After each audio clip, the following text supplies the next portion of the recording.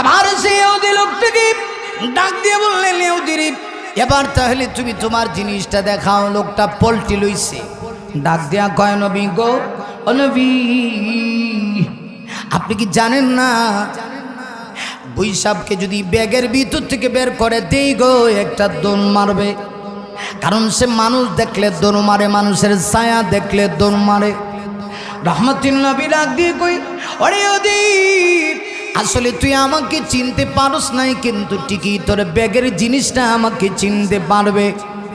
বিশ্বাস যদি না হয় একটা কাজ কর, তোর ব্যাগের বানটা একটু খুলে দে।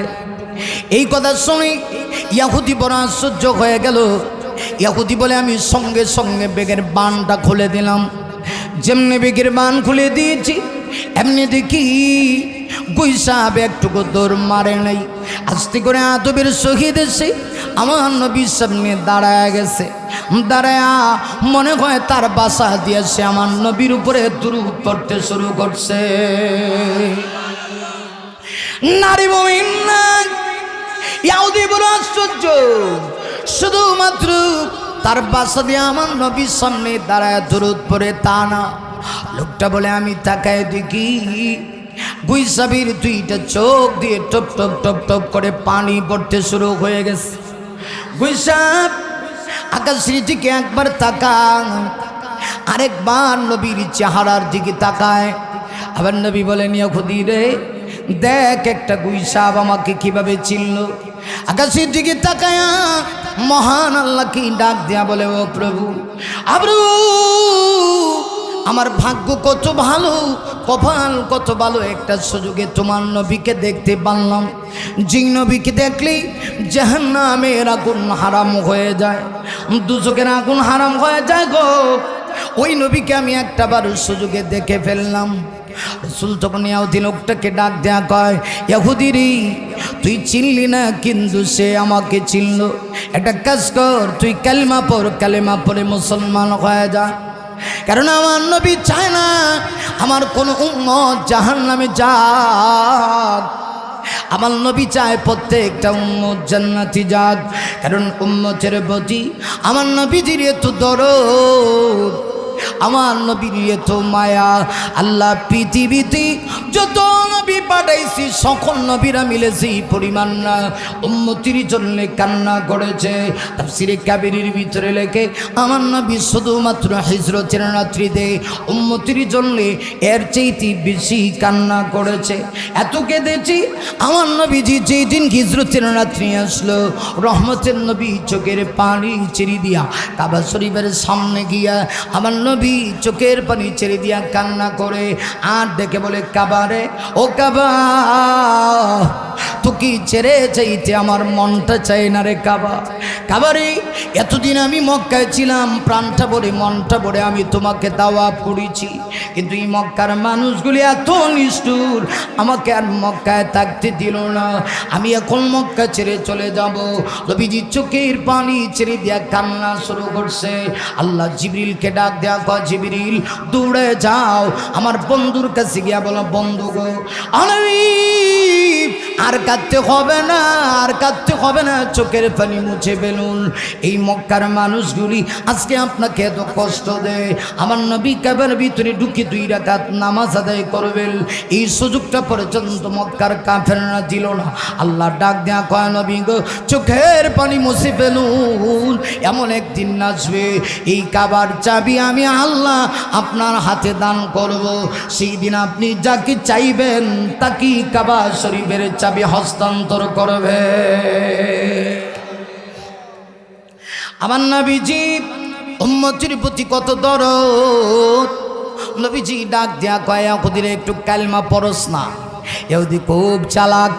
ইহুদি ডাক দেয়া কয়, নবী গো, এই গুইসাবটা তার অঙ্গ ভঙ্গিমা দিয়া বুঝাইছে সে আপনাকে শ্রদ্ধা করেছে, আপনার উপরে দরুদ পড়ছে, কিন্তু আমার মনটা চায়, আমি একটু দেখতে চাই আপনি যে শেষ নবী। গুইসাবটা যদি একটা বার তার জবান দিয়ে স্বীকার করত, আমি সাক্ষী হইতাম, আপনার নবুয়তের ব্যাপারে আমি সাক্ষী হয়ে যাইতাম। আমার নবীর সঙ্গে সঙ্গে আকাশের দিকে 2টা হাত উড়াইছে। আরে মুমিন, আমার নবী যেই মুহূর্তে আকাশের দিকে দুইটা হাত উঠাইছে, হাত দুইটা উঠাইতে দেরি হয়েছে, মহান আল্লাহ সঙ্গে সঙ্গে গুইসাফের জবান খুলে দিতে দেরি করে নাই। নবীজি হাত উঠাইছেন আল্লাহর কাছে। আমার নবীর পজিশন এত বেশি আলম্বা করা যাবে না। রসুল খালি হাত উঠাইছেন, হাত উঠাইতে দেরি হয়েছে, গুইসাফের জবানটা খুলতে দেরি হয় নাই। গুইসাফ এবার আমার নবীজির নবুয়তের স্বীকৃতি দিতে শুরু করছে। আল্লাহু আকবার বলে আর জোরে আওয়াজ করে আল্লাহু আকবার। আমার নবীজি আকাশের দিকে দুইটা হাত উঠাইছেন, গুইসাফের জবান খুলে গেছে। আরে মুমিন, আমার নবীজি যে মুহূর্তে আকাশের দিকে হাত উঠাইছে, গুইসাফ এবার জবান দিয়ে আমার নবীর নবুয়তের স্বীকৃতি দিয়া বলে আনতা রাসূলু রাব্বিল আলামিন ওয়া আনতা রাহমাতাল লিল আলামিন ওয়া আনতা খাতামান নবিয়্যিন লা নবিয়্যা বাদি। গুইসাফ ডাক দিয়া কয়, আপনি আল্লাহর রাসূল, আপনি রাহমাতুল লিল আলামিন, আপনি সর্বশেষ নবী, কিয়ামত পর্যন্ত আর কোন নবী আসবে না।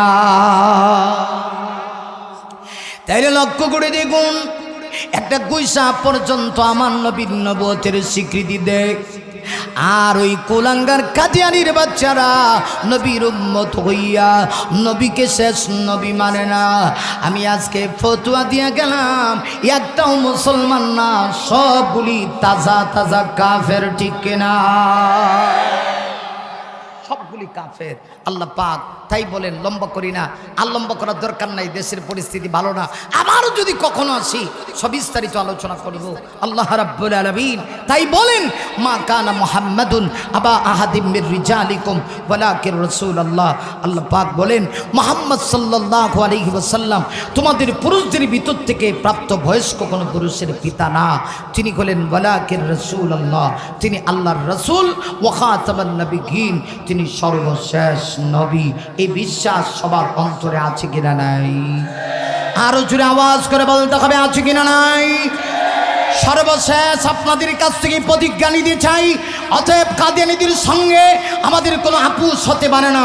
আল্লাহ এবং তার রসুলের বিরুদ্ধে কেউ কিচ্ছু বললে তার সঙ্গেও আপোষ হতে পারে না। আমার দেশের বিরুদ্ধেও যদি কেউ ষড়যন্ত্র করে, শরীফ ওসমান হাদি ভাই যেইভাবে আপোষ করে নাই, আমরাও আপোষ করব না। দেখেছেন আপনারা শরীফ ওসমান হাদি ভাইয়ের ভিডিওর মাধ্যমে তিনি সারা পৃথিবীর মানুষকে এই মেসেজ আগে থেকেই দিয়েছেন। আমার মনে হয় তিনি বুঝতে পেরেছে, হাদিস এসেছে আল্লাহওয়ালারা মননের আগে টের পেয়ে যায়, আলামত প্রকাশ হয়ে যায়। সে বুঝতে পেরেছে পরিস্থিতি এমন, ভারতীয় আগ্রাসন সন্ত্রাসগুলি মনে হয় একটা সময় আমাকে থাকতে দিবে না। তখন সেই আমাদের ভাই শরীফ ওসমান হাদি ভাই তার সন্তানকে তার ঘাড়ে উঠায়া জাতিকে দেখে গেছে, আমি যদি মারা যাই তাহলে আমি মারা গেলেও এক হাদি মারা যাবে, আমার সন্তান রেখে যাচ্ছি, সে হাদি হয়ে যাবে। আজকের ময়দান থেকে শরীফ ওসমান হাদির কণ্ঠের সাথে কণ্ঠ মিলিয়ে আমরাও বলতে চাই, আল্লাহর বিরুদ্ধে রসুলের বিরুদ্ধে কেউ কিচ্ছু বললে আপোষ হবে না। দেশের 1 ইঞ্চি মাটি নিয়ে কেউ যদি ষড়যন্ত্র করে, আমি তো তার যে পা টেনে চিরে ফেলবো। কথা বলেন ঠিক না ঠিক? আল্লাহ কবুল করুক, সকলে বলে আমিন। আর জোরে আওয়াজ করে বলে আমিন। পরিশেষে আমার ভাইটির জন্য আপনাদের কাছে দোয়া চাই। আমার তো মন বলছে সে শাহাদতের মর্যাদা লাভ করেছে, আল্লাহ তাকে শাহাদতের উচ্চ মাকাম দান করুক, বলে আমিন। আরো জোরে আওয়াজ করে বলে আমিন। তবে তবে তবে এই কথা বলতে চাই, শরীফ ওসমান হাদি একা নয়, এদেশে লক্ষ শরীফ ওসমান হাদি তৈরি হয়ে গেছে। আগামীকাল জানাজা হবে, আমার মনে হয় বাংলাদেশে এই জানাজা একটা ইতিহাস হবে। লাখো মানুষ নয়, কোটি মানুষের জনসমাগম হতে পারে, ঠিক না ঠিক? এত মানুষ একটা লোকের জন্য কান্না করে আমার জীবনে এত অল্প বয়সে আমি দেখি নাই। এত মানুষ, মনে হচ্ছে শরীফ ওসমান হাদি মারা গেছে, বাংলাদেশের প্রত্যেকটা পরিবারের মনে হয় সে সন্তান ছিল, বাংলার দামাল ছেলেরা তার জন্য কান্না করছে। পরিশেষে আপনাদের কাছে জানতে চাই, এই শরীফ ওসমান হাদির মতো সত্যিকার ইমানদার, হযরত উমরের মতো ইমানদার তৈরি হয় এই সমস্ত করাইল নুরানিয়া ইসলামিয়া হাফিজিয়া মাদ্রাসা থেকে। কথা বলেন ঠিক কিনা? এই জন্য এই মাদ্রাসাগুলিকে ধরে রাখতে রাজি আছেন? কারা কারা হাত দুইটা টান টান করে আল্লাহকে দেখান, লিল্লাহে তাকবীর। আরো জোরে আওয়াজ করে লিল্লাহে তাকবীর।